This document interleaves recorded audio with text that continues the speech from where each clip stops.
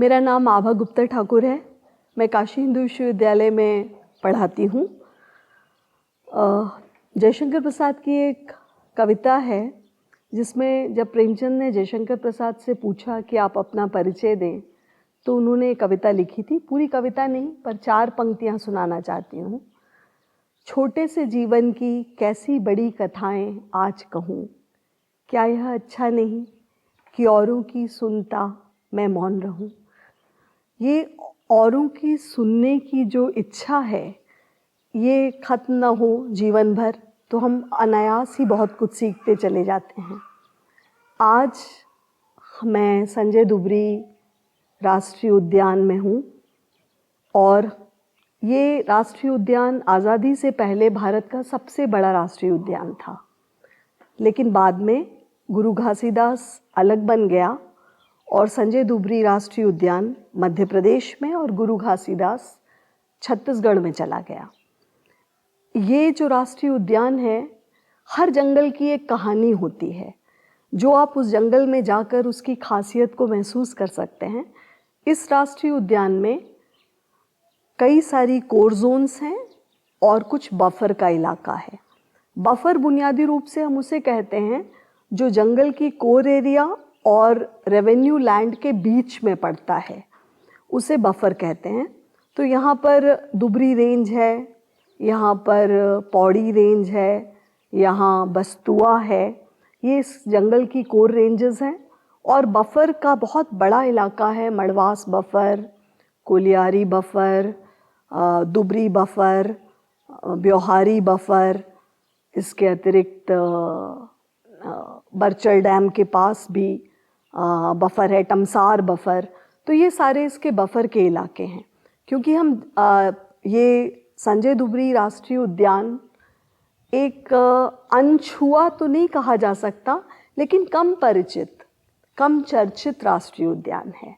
यहाँ कम लोग आते हैं और इसलिए ये जंगल बचा हुआ है।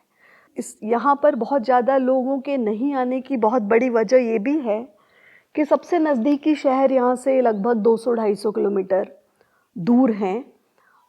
चाहे वो बनारस हो जो कि 250 किलोमीटर की दूरी पर है, इलाहाबाद भी लगभग 200 किलोमीटर है, जबलपुर भी लगभग 250 किलोमीटर है। इसके बावजूद भी ये जो राष्ट्रीय उद्यान है, ये आज भी उतना व्यावसायिक नहीं हुआ है। तो जंगल अपनी हर ऋतु में अपनी खूबसूरती के साथ आपको यहाँ देखने को मिलता है। शेक्सपियर जब सौंदर्य की परिभाषा के बारे में बात करते हैं तो वो कहते हैं, age can not wither nor custom stale her infinite variety, other women cloy the appetites they feed, she makes hungry where most she satisfies। इसका अर्थ ये है कि एज cannot wither, मतलब समय जिसे धुंधला नहीं कर सकता, नॉर कस्टम स्टेल, और ना ही परंपराएं जिसे बासी कर सकती हैं, हर इनफाइनाइट वैरायटी, ये जो वैविध्य है यही सौंदर्य है। इसी को संस्कृत में कहते हैं शणे शणे यत नवताम उपैति तदैव रूपम रमणीयतया। और हिंदी में एक बहुत खूबसूरत पंक्ति है, तीनों में लगभग बात एक जैसी है, क्षण क्षण परिवर्तित प्रकृति वेश। तो जंगल की खूबसूरती इसलिए अपने आप में बहुत लुभाती है कि वो बगीचे की खूबसूरती नहीं है, वो प्लांड नहीं है, वो एक ऐसे चित्रकार की चित्रकारी है जिसने सब कुछ बिखेरा हुआ है और जिसके पीछे एक उसकी योजना भी है। जंगल में यदि आपको घास न मिले, यदि आपको बांस न मिले, यदि आपको पेड़ पौधे ऐसे न मिलें जिसे हिरन खा सकता है, तो संभव है कि आपको बाघ भी नहीं मिले। क्योंकि ये पूरी कड़ी है, श्रृंखला है जो एक दूसरे से जुड़ती है। और इसको समझने के लिए क्योंकि मैं हमेशा कहती हूँ कि आप कितना भी जंगल की चीज़ों को याद कर लें, लेकिन ये एक एहसास है और इसे महसूस किया जा सकता है। शुरू में जब आप जंगल आएंगे, ख़ास तौर से वो लोग जो रिजॉर्ट में नहीं ठहरते, क्योंकि रिजॉर्ट एक कृत्रिम अनुभव है, एक ऐसा अनुभव है जो प्लांटेड है, जिसको बनाया गया है शहरी लोगों को जंगल को बेचने के लिए, क्योंकि वो जंगल की चीज़ों को शहरों में मार्केटिंग करने का एक तरीका है। रिजॉर्ट या बड़े बड़े जो 5 स्टार रिजॉर्ट्स बने हुए हैं जंगलों में, उसी तरीके की कैंटर वैन उनकी जाती हैं जंगलों में, उसी तरह से वो सफारी कराते हैं। लेकिन आप टाइगर देख लेते हैं, आप लेपर्ड भी कई बार देख लेते हैं, भालू भी देख लेते हैं। जंगल में शायद कोई जानवर, बहुत कम जानवर ऐसे होंगे जो हम लोगों ने इतने वर्षों में नहीं देखे। लेकिन यदि आप वास्तविक रूप से जंगल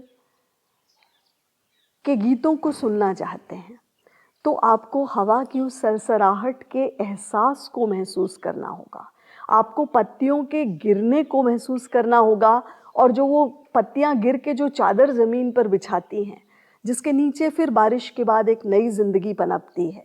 आपको उन पेड़ पौधों को देखना होगा जो पानी को अपनी जड़ों में सुरक्षित रखते हैं।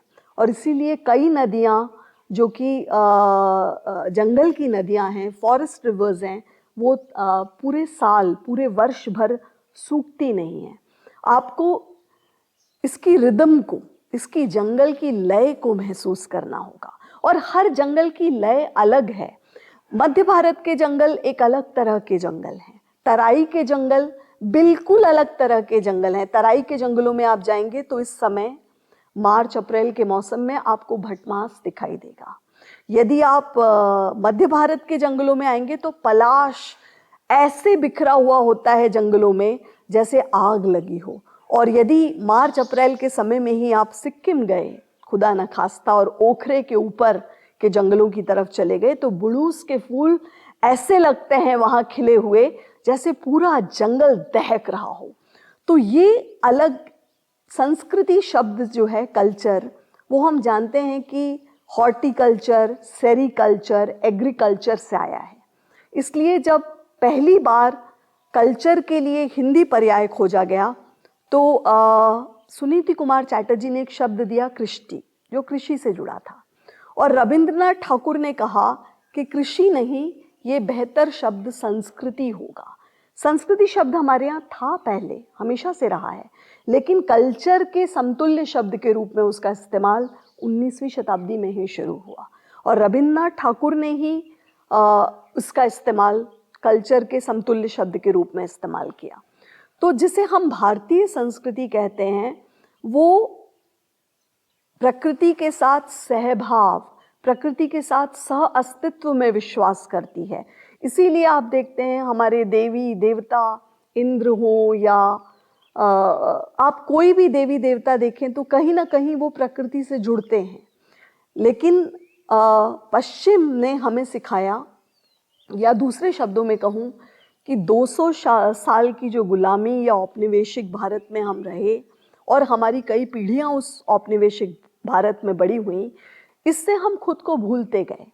और आज ऐसा लगता है कि हम संस्कृति के नाम पर बुझी हुई लुकाठियों का संग्रह कर रहे हैं, क्योंकि विश्वास नहीं होता कि ये वही भारत है जहाँ पर शकुंतला अपना घर छोड़ने से पहले हिरणों से पूछती है, फूलों से पूछती है, और कहती है कि क्या आप मुझे विदा करोगे। तो जब वो विदाई के बारे में सोचती है, मायके से जाने के बारे में, तो वो फूलों से विदाई मांगती है, वो पशु पक्षियों से विदाई मांगती है। क्या आज वही हमारा देश है? आज हमारे लिए ड्राइंग रूम में सजाए हुए पौधों की तरह प्रकृति हो गई है, जिसको हम अपनी सुविधा अनुसार, अपनी शर्तों पर देखना चाहते हैं। और जब हम अपनी शर्तों पर चीज़ें करना चाहते हैं तो वो हम महसूस नहीं करते जो प्रकृति हमसे करवाना चाहती है, क्योंकि आप पश्चिम की अनुकरण की तर्ज पर प्रकृति को नियंत्रित करना चाहते हैं। जैसे पश्चिम में आप जानते हैं कि अगर आपको गर्मी लगती है तो आप एयर कंडीशनिंग चालू कर देते हैं, आपको ठंड लगती है आप हीटिंग शुरू कर देते हैं। तो पूरा का पूरा पश्चिमी जगत एक तरह से प्रकृति को नियंत्रित करने की जो विज्ञान है वो प्रकृति पर नियंत्रण स्थापित करना चाहता है, जबकि भारतीय संस्कृति में हम अनुकूलन करते हैं प्रकृति के साथ। हमें बताया जाता है कि आप यदि ये योगासन करेंगे या ये प्राणायाम करेंगे तो आपका शरीर ठंडा हो जाएगा। आप यदि चंद्र नाड़ी से आप लेंगे तो इससे आपको ये इस तरह के फायदे मिलेंगे। तो हम प्रकृति के साथ खुद का अनुकूलन करते हैं। कुएं के पानी से नहाते हैं क्योंकि वो ठंड में गर्मी में ठंडा होता है और ठंड के मौसम में जो अंडरग्राउंड वाटर होता है वो गर्म होता है, तो हमें ज़रूरत नहीं है हीटर की, लेकिन हम हीटर की तरफ जा रहे हैं। तो मैं इसलिए दोष नहीं दे पाती क्योंकि हमारी कई पीढ़ियां औपनिवेशिक भारत में ही बड़ी हुई, जिनको अंग्रेज़ों ने सिखाया कि वाइट मैन्स बर्डन है, मतलब उनके लिए हमें रूल करना वो उनके ऊपर बर्डन था। वो मानते थे कि हम सुपीरियर रेस हैं और ये हमारे ऊपर बर्डन है कि हमें इनको जंगली सपेरों के देश कहते थे भारत को, कि सपेरों का देश है भारत, तो इनके ऊपर हमें रूल करना है। और मुगल आए, उन्होंने जबरई की, और जब जबरई की तो हमारे भीतर उनसे मुक्त होने की कामना जगी। लेकिन अंग्रेज़ों ने हमें गुलामी में मज़े लेने सिखाए, तो गुलामी से मुक्त होने की आकांक्षा हमारे भीतर नहीं जगी, इसलिए उनके जाने के बाद भी ये गुलामी हमारा पिंड नहीं छोड़ रही। उनके जाने के बाद भी हमारे लिए खूबसूरती की परिभाषा फेयर एंड लवली है। और अंग्रेजी से ज़्यादा कंगाल भाषा कोई नहीं है, क्योंकि अंग्रेजी एक ऐसी भाषा है जिसमें आप एक पृष्ठ नहीं लिख सकते जिसमें कि दूसरी भाषाओं के शब्द ना हो। तो जब हम जंगल की बात करते हैं तो आप किसी भी जंगल में जाएं, उसकी खासियत को, उसकी विशेषता को, उसकी खसूसियत को महसूस करें। कि आप मध्य प्रदेश के जंगलों में हैं तो पलाश दिखता है, यहाँ खैर दिखता है, यहाँ आपको आंवला, बहेड़ा, हरण दिखेगी, तेंदू दिखेगा, यहाँ आपको ऐसे बहुत सारे पेड़ दिखेंगे जो इन जंगलों में ही आपको मिलेंगे। जब आप तराई के जंगलों में जाएंगे तो वहाँ का जो उसकी जो टीक है वो और यहाँ की टीक एक नहीं है। आपको देखते ही पता चलेगा कि ये टीक अलग है और वहाँ की टीक अलग है। तो ये जो खासियत है हर जंगल की, जैसे मैंने बताया, आप दुधवा या किशनपुर या कतरनिया घाट या किसी भी तराई के जंगल में जाएं, वहाँ के पेड़ पौधे आपको अलग तरह के दिखेंगे। तो कहीं ड्राई डेसिडियस फॉरेस्ट है, कहीं कोई और तरह का है, कहीं टेम्परेट क्लाइमेट है तो वहाँ एक अलग किस्म का जंगल है। जैसे हम जब यूएस में थे तो मोनोनगहेला वहाँ एक जंगल है जिसमें आपको स्प्रूस नॉब देखने को मिलती है। वहाँ भी हिरन है, लेकिन वो हिरन बिल्कुल अलग प्रजाति के हैं, अलग तरह के हिरन हैं। आपको वहाँ ऑटर देखने को मिलेगा। आप यदि लाहौल स्पीति की तरफ जाएंगे तो आपको भरल देखने को मिलेगा, ब्लू शीप जिसे कहते हैं, आपको आइबैक्स देखने को मिलेगा। तो हर जंगल की जो विशेषता है उसको हमें महसूस करना चाहिए। और जब आप संजय दुबरी आएंगे तो ये जंगल मुझे इसलिए बहुत पसंद है, शायद 10 या 12 साल पहले पहली बार यहाँ आए और खोजते खोजते आए क्योंकि बहुत तमाम जंगल घूम चुके थे। और जब इस जंगल में पहली बार आई तो ऐसा लगा कि ये तो मेरा जंगल है। ये जंगल, ये फीलिंग आपको इसलिए कहीं और नहीं होती क्योंकि तब तक ये बिल्कुल एक तरह से एक ऐसा जंगल था जो जहाँ पर जाकर आपको यूरेका बोलने का मन करता था, क्योंकि लोग बहुत जानते नहीं थे। एक छोटा सा पार्सिली था उस समय जो कि एमपी टूरिज्म का था, सिर्फ 5 रूम उसमें हुआ करते थे। अब उसके बाद 9 कमरे और बन गए। धीरे धीरे करके यहाँ भी बहुत सारे होम स्टेज खुल गए हैं। बहुत सारे यहाँ पर आपको इस समय स्टेइंग ऑप्शंस मिलने लगे हैं, तरह तरह के बजट में हैं। हर तरह के आपको ऑप्शंस यहाँ मिल जाएंगे। वाघेला है, स्काईलार्क है, कई सारे होम स्टेज हैं। पर अगर आप किसी जगह को सचमुच देखना चाहते हैं तो होम स्टेज से बेहतर कुछ नहीं है, क्योंकि वो एक संपूर्ण अनुभव है। कहीं भी रहना अपने आप में सिर्फ एक एक जगह को देखकर लौट जाना नहीं है, वो एक अनुभव है। और आप जब तक उसको अनुभव में नहीं बदलते तो वो आपके मन में स्मृति चित्र की तरह दर्ज नहीं होगा, आप उसे भूल जाएंगे। आपको बस ये याद रहेगा कि मैंने ये बाघ वहाँ देखा था, मैंने B2 देखा था बांधवगढ़ में, मैंने चार्जर देखा था, यही याद रहेगा और कुछ याद नहीं रह जाएगा। लेकिन जब आप उसको अनुभव में बदल देंगे तो वो ताउम्र आपके साथ वो अनुभव जीवित रहेगा, आपकी शिराओं में, आपकी धड़कन में।